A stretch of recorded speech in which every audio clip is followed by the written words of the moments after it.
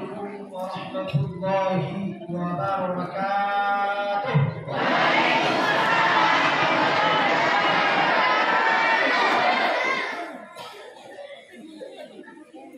Alhamdulillah alladzi ja'ala syahr Ramadan syahrul mubarak wa syahrul tarbiyah fihi zilal Quran hudan linnas wa bayyinatin minal huda wal furqan. Allahumma shalli ala sayyidina Muhammad wa alihi al-qa'imina bi-dhalimin wa akhrijna min dhulmi salimin wa ala alihi wa sahbihi ajma'in.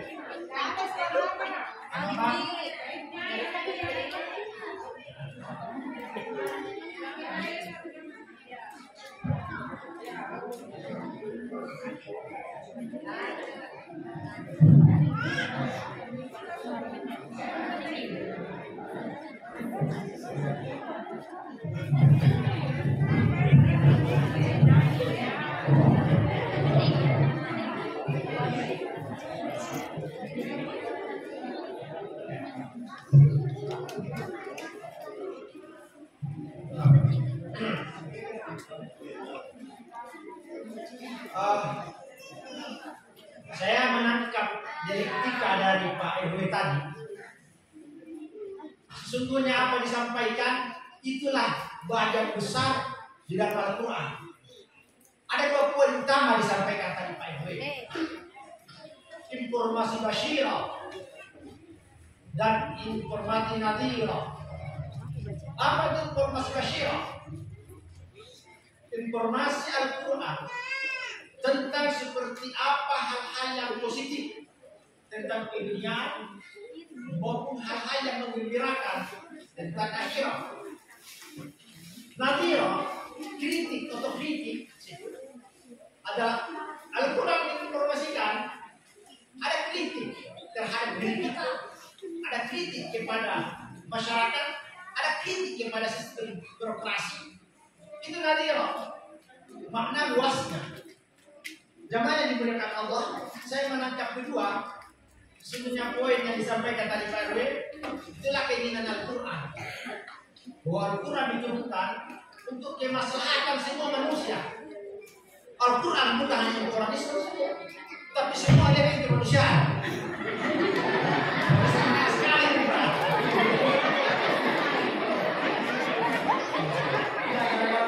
Semangat sekali.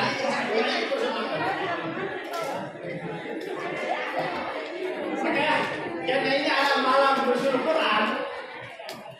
Sebelum kita masuk taufik atau judulnya, mari kita berdoa dalam bentuk khatmul Quran. Bentuk diwantan dari anak kita, TP Ki Nurul Iman. Saya mulai anak-anak lagu doanya ya. Doa Quran apa? Oke.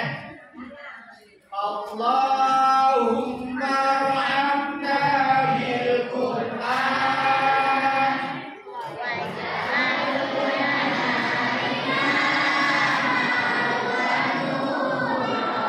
Wa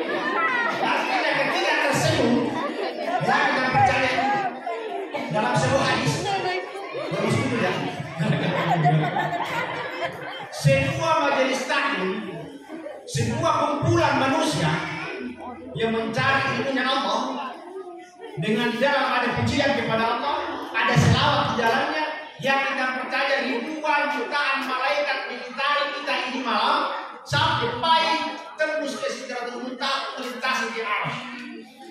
Yang kita percaya malam ini ribuan jutaan malaikat. Bersama ini itu hadis.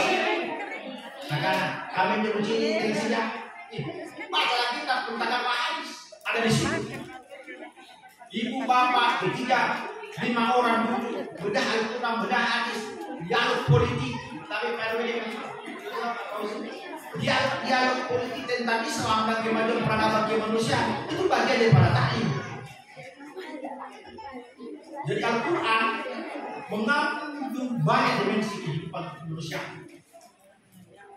Baik, jamaah yang dimuliakan Allah, judul ceramah pada malam ini adalah nuzulul Quran dan pemaknaannya dalam kehidupan kita sehari-hari. Tadi kita, ibu siapa tadi? Masita itu istrinya siapa?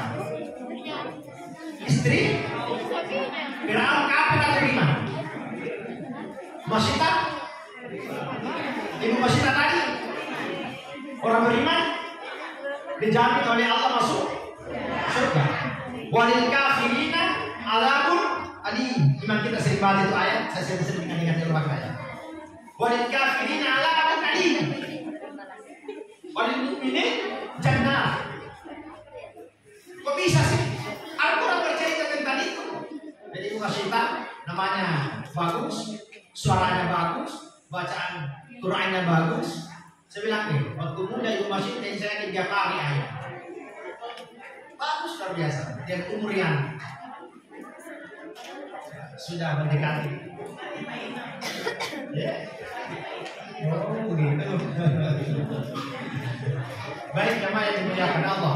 Apa dimaksud beritanya? Syahrul Ramadan unzila fihi Al-Quran. Syahrul bulan Ramadan unzila diturunkan fihi Quran. Apa yang diturunkan pada malam ini? Al-Quran. Tapi apakah Al-Quran hari ini? Apakah Al-Quran hari ini turun dari Allah? Jibril sampai kita seperti ini? Siapa yang buat ini? Jawabnya manusia pastilah. Ini realisasi sahabat Rasulullah Utsman bin Affan. Jadi kalau begitu Al-Quran pada zaman Rasulullah seperti apa? Seperti ini? Tidak. Tidak begini sama Nabi Al-Qurannya, tidak begini. Itu sejarah Al-Quran. Siapa yang melakukan ini? Sampai seperti ini. Inilah kalimat Utsman bin Affan. Menjadi namanya ini Mus'ab Utsmani. Karena pada zaman pemerintahan di Khalifah Islam, sahabat ketiga Rasulullah Sallallahu Alaihi Wasallam. Pertanyaan berikutnya, Al-Quran seperti apa seluruhnya? Tadi protokol mesti tadi menguraikan kepada kita bahwa dalam beberapa kajian tafsir bahwa Al-Quran itu secara totalitas Allah turunkan sekali di Lauhil Mahfuz, di papan-papan tulis, lembaran-lembaran tulisan. Dari situ Al-Quran totalitas dari Lauhil Mahfuz diturunkan ke Baitul Izzah. Dari Baitul Izzah inilah malaikat Jibril melakukan proses menurunkan, mengambil dan menurunkan kepada Nabi Muhammad SAW dengan 22 tahun, 2 bulan, 22 hari. Berapa dari mana tafsir tentang asbabun nuzul Al-Quran ini. Yang kedua, kalau Al-Quran tidak diturunkan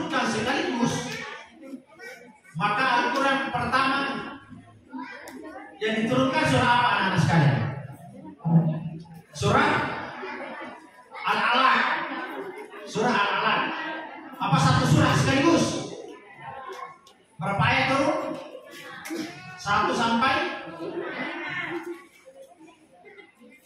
Proses Al-Quran diturunkan adalah fungsi utamanya menjawab, salah satu fungsi utamanya adalah menjawab konflik internal kenabian Muhammad SAW atau menjawab dialektika dinamika forum yang bergerak pada masyarakat.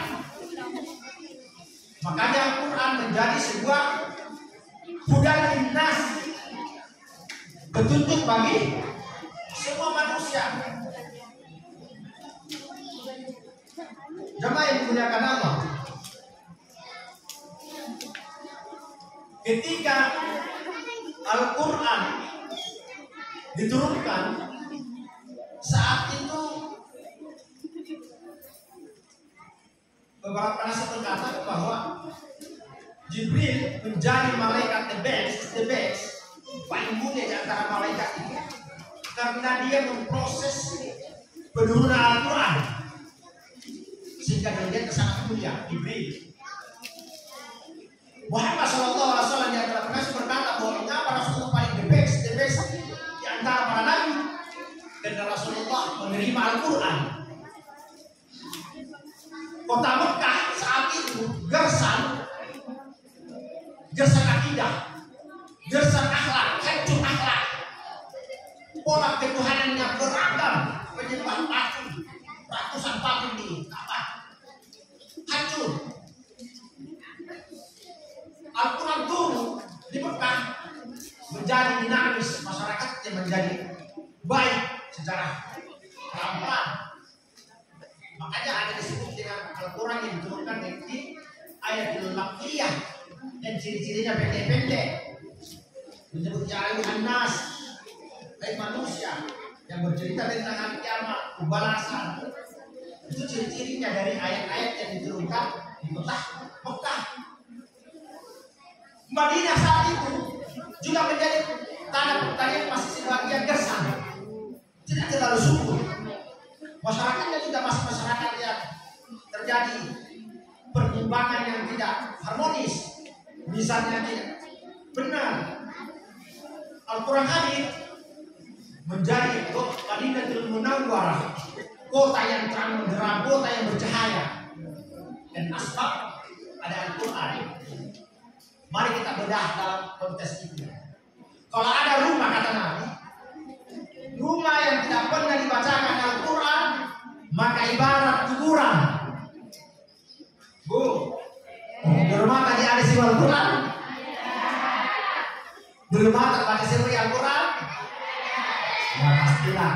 Kalau di rumah tidak sholat 5 waktu, pasti jangan baca Al-Quran. Karena sholat itu adalah wajib baca Quran. Apa wajibnya baca Al-Quran dalam sholat?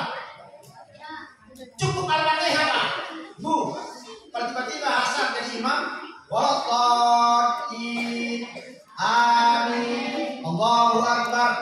Jangan tiba-tiba guru imam di belakang dan subhanallah.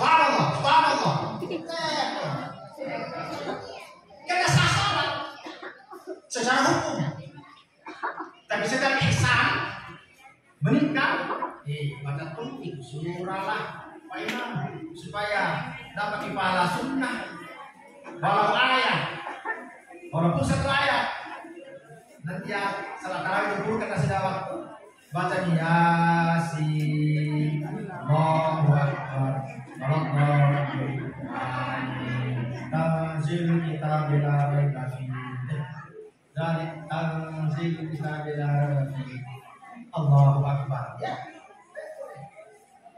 Jadi ada standar minimal dan ada standar maksimal. Tidak ada maksimalnya, standar minimal. Artinya kalau Nabi sholat tarawih misalnya berbanding baca Quran, kan satu rakaat Nabi 2,5 juz, 2 rakaat 5 juz. Coba dibandingkan kita 8 rakaat, 2 rakaat 5 juz. Kalau 4 rakaat 10 juz. Berapa misbah semua? Beli video. Tidak, karena di lama kita ambil saja 2-3 ayat berhubung ke bawah kan. Oke, kita dalam perbedaan. 8-20 is oke, 36 is oke. Jangan kita berdebat soal ini. Tapi mari menangkap signal ilahiyah pada bulan Ramadan. Sahabat-sahabat Rasulullah itu ketika Ramadan datang itu banyak waktunya di masjid. Apalagi kalau mereka yang bukan pejabat negara, bukan pengusaha kelas kakap, bukan yang ada penyakit berat, ada yang sangat bukan jual, maka banyak di masjid. Toh kalau kita tidak mau taruh 20 dengan sebuah akidah atau sebuah pemahaman lain, ya kita bisa baca Quran, kita bisa etikaf sampai, makanya beberapa masjid dilakukan itu. Saya mengamati kurang lebih 10 tahun angka saya jadi makmum jamaah di masjid ini. Saya menganggap bahwa luar biasa. Ada kesolehan di masjid, ada keikhlasan dalam, sehingga saya amati masjidnya jamaahnya penuh seperti ini. Ini sudah malam ke-16. Ada masjid hanya satu saat. Sampai waktu masih rajin ceramah dulu saya S2, rajin ceramah dengan saya, antar satu saat. Kalau sudah 17-18 ini tidak bergerak penuh masjid seperti itu. Ada walinya Allah di sini. Saya yakin ada walinya Allah di masjid ini yang Allah tidak nampakkan kewaliannya itu. Jangan berpikir itu hanya kewalian kalau bisa berjalan di atas air, bisa terbang atau bisa. Nah, kewalian Allah itu adalah dia hadir selalu mendatangkan aura keberkahan orang itu dan tidak nampak.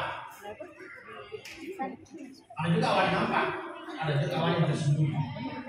Jemaah yang dimuliakan Allah. Terakhir dan 9 nih. Jadi kita masuk lagi tarawih 20. Jadi ibu bapak yang tidak terlalu sibuk. Mengapa kita melaksanakan tarawih 20 dibandingkan tadi Rasulullah? Kita hanya berapa jam? Kurang lebih 1 jam saja. Kalau tarawih 8 setengah jam. Apa ini? Dibandingkan tadi dengan terus dibanding situ orang tadi tidak berapa jam itu habis. Kira-kira gimana? Nanti. Karena baru sekali setahun. Ada salat tarawih. Momennya sangat bagus. Mengapa? Saya kan ini isi Al-Quran. Wallazi al-Quran ma huwa syifa'un. Al-Quran itu diminta menjadi obat. Syafa'at duniawi dan syafa'at ukhrawi. Misalnya kata hadis yang buang ini. Kata bahwa Iqra'ul Quran fa'innahu ya'ti yawmal qiyamah syafi'an li ashabi.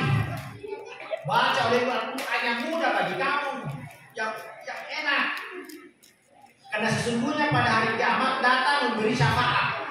Satu hadis itu. Tapi di hadis yang lain ada contoh. Misalnya man qara surat al-waqi'ah fi kulli lailatin lam tusibhu faqat abadan.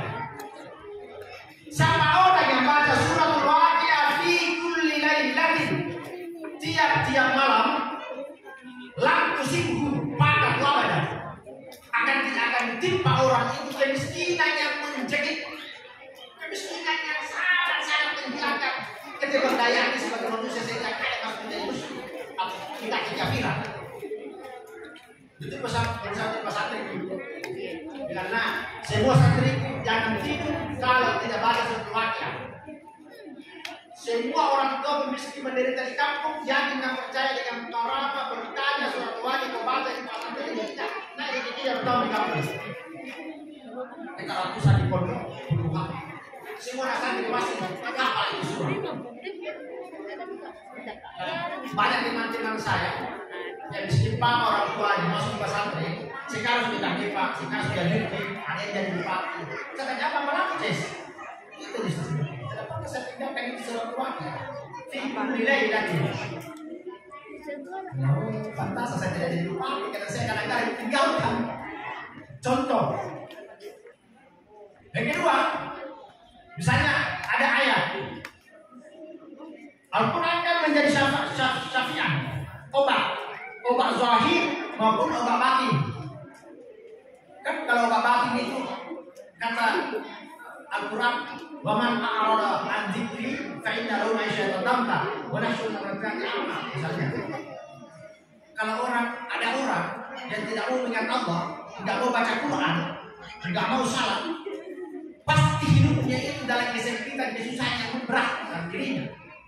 Kata Al-Quran tadi. Di ayat yang lain, ketika ada orang sakit ini, dialog saya dengan salah satu orang muslim waktu saya masih S1 dulu di BNN, di bapak-bapak kontrak saya dialog ini. Dia sakit lututnya, saya masih anak tahu di dialog di sana. Dia bilang, Ustaz, saya datang 20, kenapa? Saya belum dokter santai. Dosen sekarang sudah tua. Bila coba laksanakan ini hadis ayat Ustaz. Itu ada ayat Baya batastu jabari. Baca gitu 7 kali di telapak kanan ini baru pegang itu. Baca salat atau badan dong setelah tidur. Coba perhatikan. Yang kedua, coba di salat taruh kan dia lalu dibaca 8. Ada di sini 20 sedikit. Jangan coba kita taruh 20. Niat ya Allah karena berkah bulan suci Ramadan, baca Quran yang saya dengarkan terus bergelangan gini di telinga saya, masuk masuk dalam berkala masuk roh saya ini ayat Al-Fatihah itu kalau 20 taruh 20 berapa kali Al-Fatihah dibaca? 20 tambah 3 23 kali. Baca nama doa selama 1 bulan kita ruhnya diri kita sendiri dengan bacaan di dalam masjid ini. Boleh juga dilakukan juga bagus duduknya juga dengan niat sama. Karena persoalan waktu kita kan berbeda-beda. Kenapa silakan yang betul silakan. Islam sangat toleransi dalam persoalan ibadah. Karena memang Al-Quran itu kadang kita menyepelekan teknologi dikatakan aset teknologi dikatakan itu obat yang ampuh.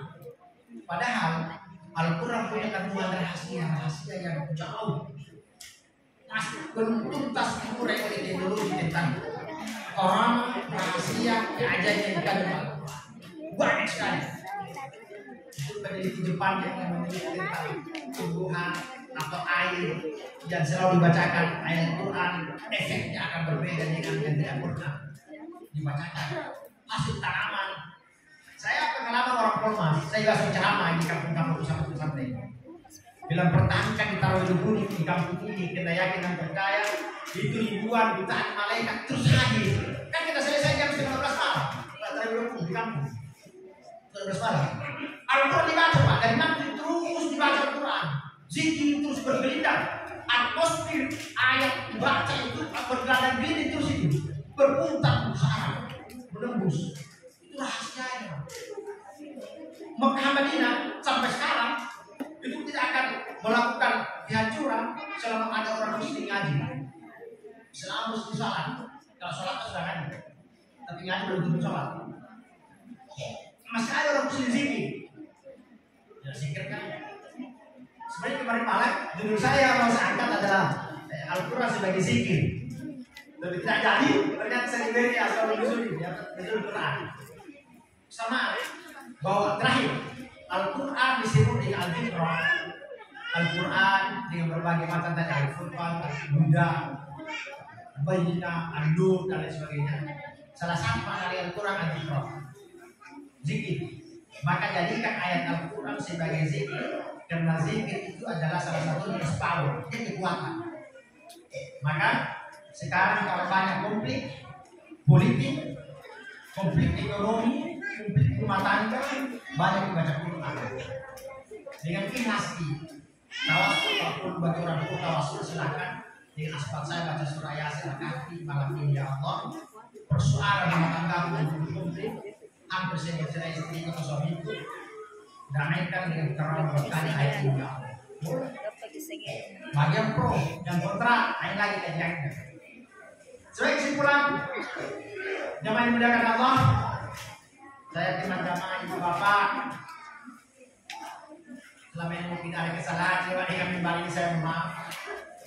Karena Ramadan makna salah satunya yang menghancurkan egoisme, keangkuhan, kesungguhan, rasa pintar kita, rasa soleh kita. Ramadan hanya menghancurkan itu dengan zikir dan salat tarawih dan zikir.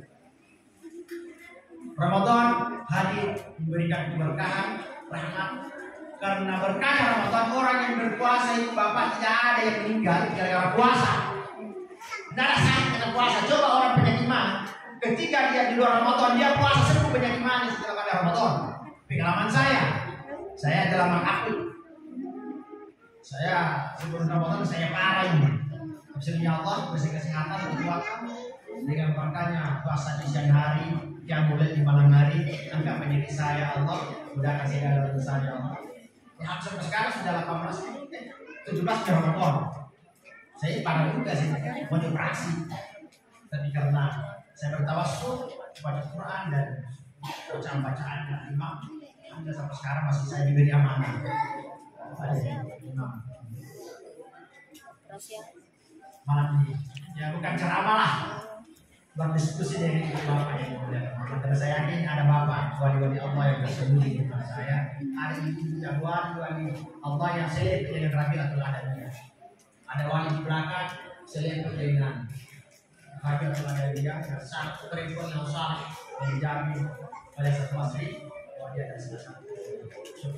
Demikian kurangnya mohon maaf. Minallah ustaz alaikum. Assalamualaikum warahmatullahi wabarakatuh.